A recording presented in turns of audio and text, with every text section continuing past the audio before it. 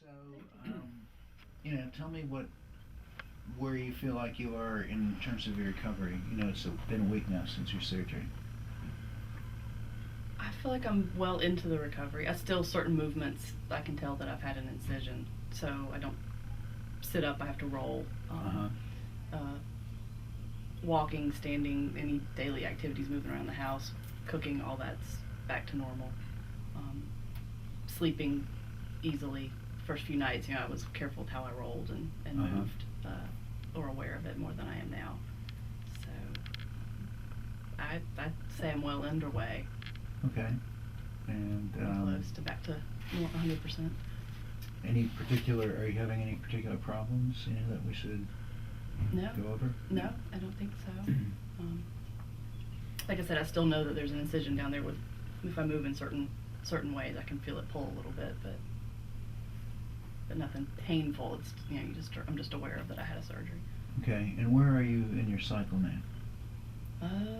Towards the end, about day 26. I'm expecting to start on Monday, so Friday, Saturday. It's about 3 days before I'm expecting to start. Okay.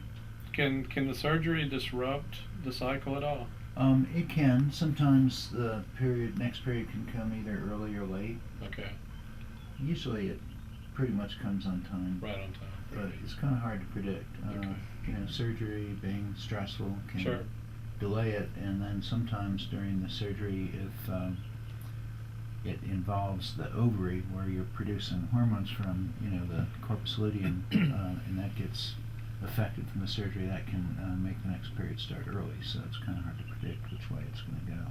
So with Michelle's particular surgery, the procedure you did, from what I can remember, you said you had to basically take one tube out because it was inoperable, I guess you could say. Yeah, well, yours was an unusual situation. We really don't see this very often, but you had what's called a hematosalpinx. I mean, there was old fluid, dark colored fluid in the short segment of the tube. That was on your right side, I believe. Yeah. And then there really wasn't a second segment, so that tube really wasn't repairable. Okay. And that's why I took that segment out, because that was not a normal tube, and that fluid being, if it were stayed in the tube and then washed back into the uterus, that could interfere with your getting pregnant.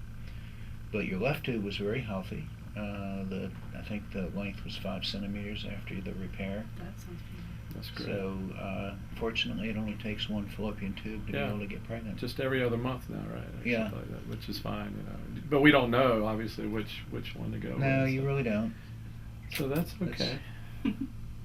One of the interesting things that we've learned over the years from women who wind up with only one tube, we found that there really is no minimum tubal length that's necessary to get pregnant. Interesting. Oh, that's good to know. Years ago, I would have imagined there probably was some minimum level that was needed, but we've had any length tube that's repairable has resulted in normal pregnancies. And the pregnancies are we have just as much of a chance as anybody else. Yeah. That's great.